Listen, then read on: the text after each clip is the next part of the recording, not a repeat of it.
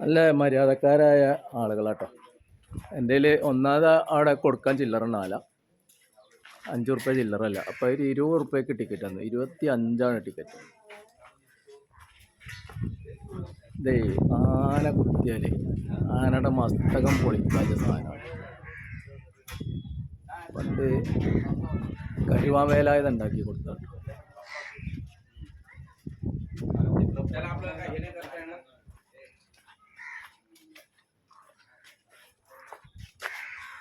കരുവാമേലായുധനല്ല, കരുവാമേലായുധൻ്റെ മുത്തശ്ശൻ. സോറി, ഞാൻ തെറ്റിദ്ധരിച്ചു.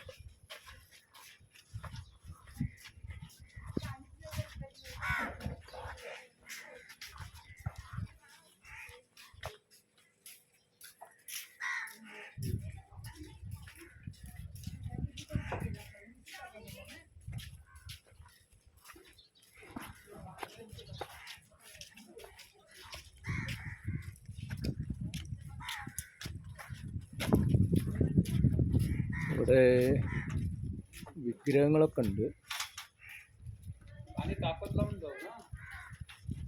ചെറിയ കച്ചവടക്കാരുണ്ട്. പിന്നെ ഇവിടെ ഒരു കിണറുണ്ട്, പഴയ രാജാവിൻ്റെ കിണറാണ്. നോക്കിയാൽ വെള്ളം ഇഷ്ടം പോലെ ഉണ്ട്.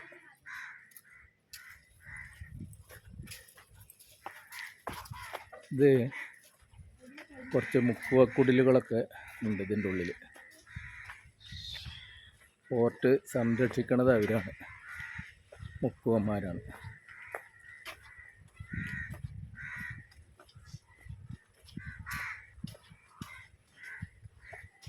ഇത് കടലിൻ്റെ ഏകദേശം ഒരു 2 കിലോമീറ്റർ ദൂരത്തായിട്ടാണ് ഈ ഫോർട്ടുള്ളത്. കുറേ ഭാഗങ്ങളൊക്കെ ഇടിഞ്ഞു പൊളിഞ്ഞു തുടങ്ങിയിട്ടുണ്ട്. എന്നാലും ഫോർട്ട് കുഴപ്പമില്ലാതെ ഉണ്ടാക്കി വെച്ചിട്ടുണ്ട്. കരിങ്കല്ലിൻ്റെയാണ് കംപ്ലീറ്റ്.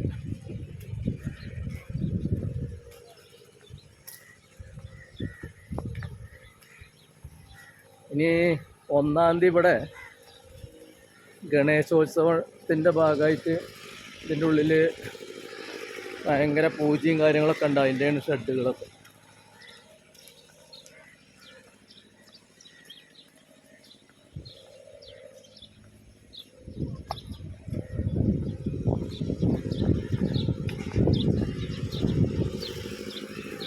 ലൈറ്റിൻ്റെ പരിപാടിയൊക്കെ ചെയ്യണുണ്ട്.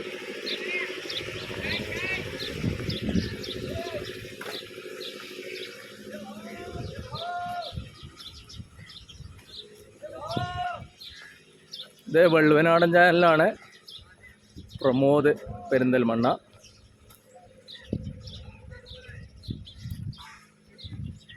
ഇവിടെ നാളേക്കുള്ള അറേഞ്ച്മെൻ്റാണ്.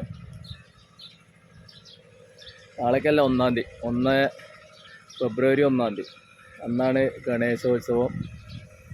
അതിൻ്റെയാണ്. അന്ന് ധാരാളം ആളുകൾ ഇവിടെ വരുന്നില്ലതാണ് പറയണത്.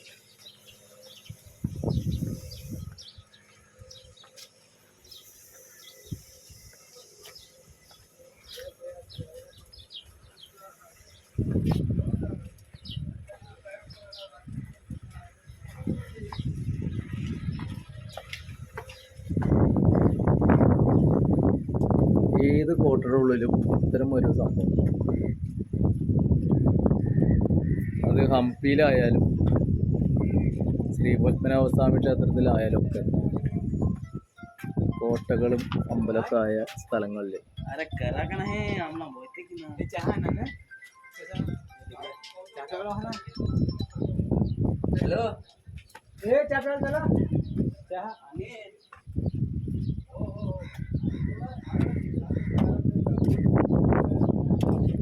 ഇത്തരമൊരു കുളം ഏത് സ്ഥലത്തുണ്ടാവും, പ്രത്യേകിച്ച് പഴയ രാജാക്കന്മാരിലുള്ള.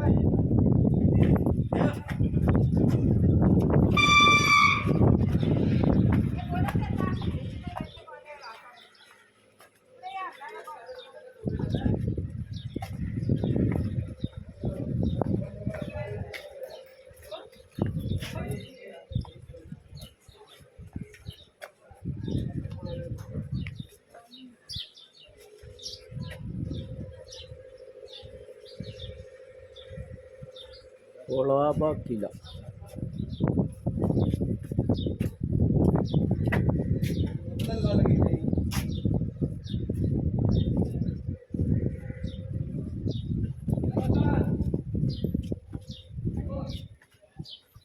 പഴയകാലത്തെ ചിത്രപ്പണികളാണ്, കലാരൂപങ്ങളൊക്കെ പൂജയും കാര്യങ്ങളൊക്കെ ചെയ്യണുണ്ട്. പെയിൻറ്റിങ് നടക്കുന്നുണ്ട് തോന്നുന്നുണ്ട്. അതാണ് വേണ്ട, പെയിൻറ്റിങ് നടക്കുന്നുണ്ട്. ഇപ്പോൾ ഓരോ അമ്പലങ്ങളാണ്.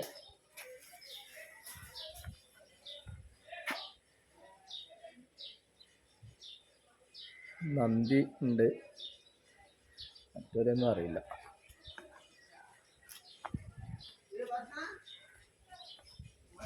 ഇതൊക്കെ പുതിയത് കെട്ടിയതാണ്, പഴയതല്ല. ഇത് പഴയതാണ്, പഴയ കരിങ്കല്ലിൽ ഉണ്ടാക്കിയതാണ്.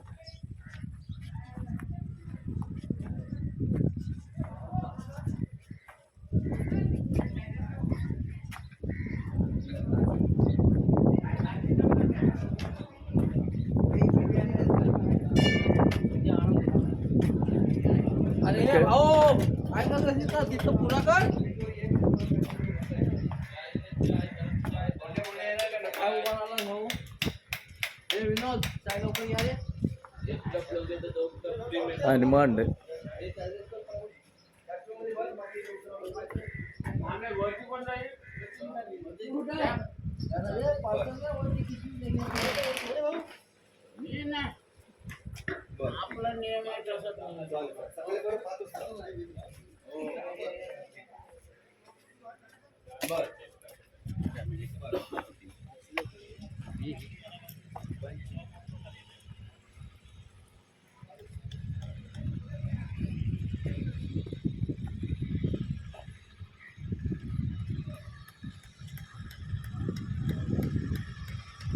ഇതിപ്പോൾ ഞാൻ ഒറ്റക്കാണ്, ആളുകൾ വേണം.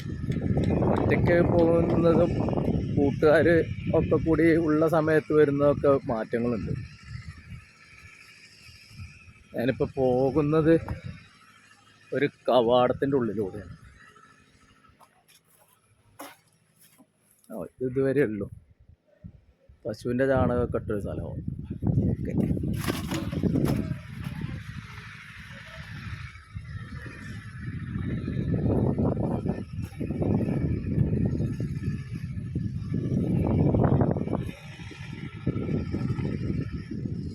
എൻ്റെ ചാനൽ വള്ളുവനാടൻ ചാനലാണ്, പ്രമോദ് പെരിന്തൽമണ്ണ.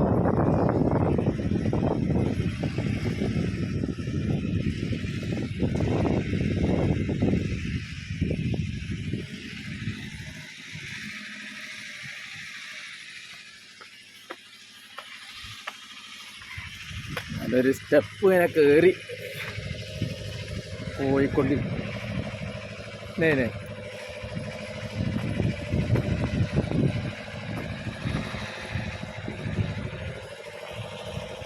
കൂടെ ഇതിലൂടെ പോകാൻ പറ്റില്ല എന്നപ്പോൾ അത് പറയുന്നത്.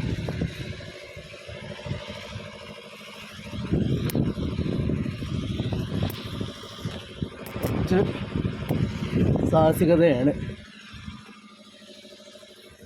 ഓ ബാപ്പരെ, നല്ല വ്യൂ ആണ്. അവിടുന്ന് ഒരു ഇന്ത്യക്കാരനെ എവിടേക്കാണ് ഈ പോണെന്ന് വെച്ചു.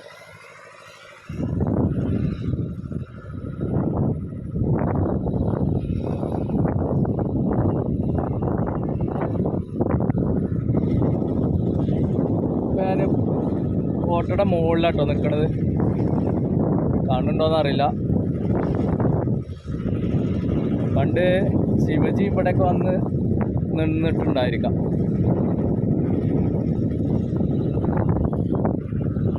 കണ്ടൽക്കാടുകളാണ് കോട്ടയുടെ ചുറ്റും.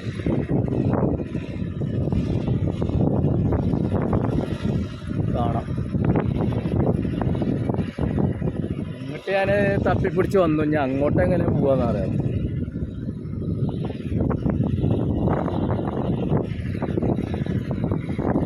ഇന്നസെൻ്റ് പറഞ്ഞ പോലെ ഇതിനപ്പുറം ചാടിക്കടന്നവനാണ് ഈ കെ ജോസഫ് എന്ന് പറയേണ്ടി വരും.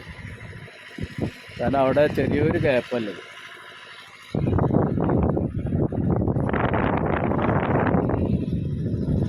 അപ്പോൾ വീഡിയോ ഇഷ്ടമായിട്ടുണ്ടെങ്കിൽ നിങ്ങൾ ഷെയർ ചെയ്യണം, ലൈക്ക് അടിക്കണം, ഫോർവേഡ് ചെയ്യണം, ഷെയർ ചെയ്യണം, ഒക്കെ ചെയ്യണം.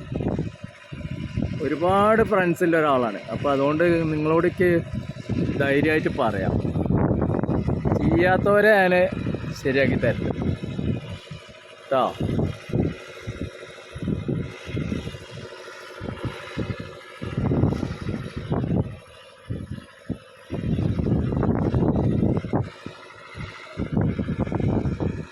അപ്പോൾ എങ്ങനെയുണ്ട് പറയൂ? അടിപൊളിയായോ? സൂപ്പറാണോ?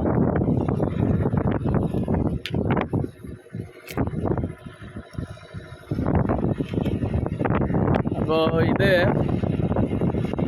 പനവേലിൽ നിന്ന് 60 കിലോമീറ്റർ. നമ്മളെ കേരളത്തിൽ നിന്ന് വരികയാണെന്നുണ്ടെങ്കിൽ കോഴിക്കോട്ട് നിന്ന് നേത്രാവതിക്ക് വരാം. നേത്രാവതിക്ക് വന്നാൽ ഉച്ചയാകുമ്പോഴേക്കും പനവേലിറങ്ങും. പനവേലിൽ നിന്ന് ഒരു 2 മണിക്കൂർ യാത്രയാണ് അലിബാഗിലേക്ക്.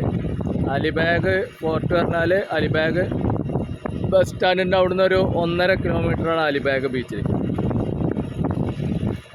ആ ബീച്ചിൻ്റെ അവിടുന്ന് വേലിയിറക്കല്ല സമയത്ത് മാത്രമേ ഇങ്ങോട്ട് കടത്തി വിടും.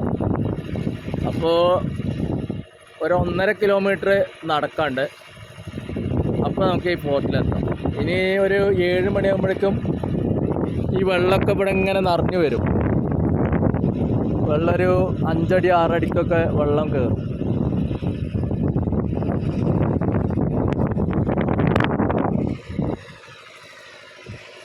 അപ്പോൾ ഏവർക്കും സ്വാഗതം. വീണ്ടും പറയാണ്, വള്ളുവനാടൻ ചാനൽ ലൈക്ക് ചെയ്യുക, ഷെയർ ചെയ്യുക, ഫോർവേഡ് ചെയ്യുക, ഷെയർ ചെയ്യുക. ഓക്കെ, അടുത്തൊരു വീഡിയോ വീണ്ടും ഇതേ ഫോർട്ടിൻ്റെ ഒരു വീഡിയോ ചെയ്യുന്നതാണ്. കാരണം ഇതൊക്കെ കൂടുതൽ ലെങ്തായി എന്ന് എനിക്ക് തോന്നുന്നുണ്ട്. അതുകൊണ്ട് ഓക്കെ.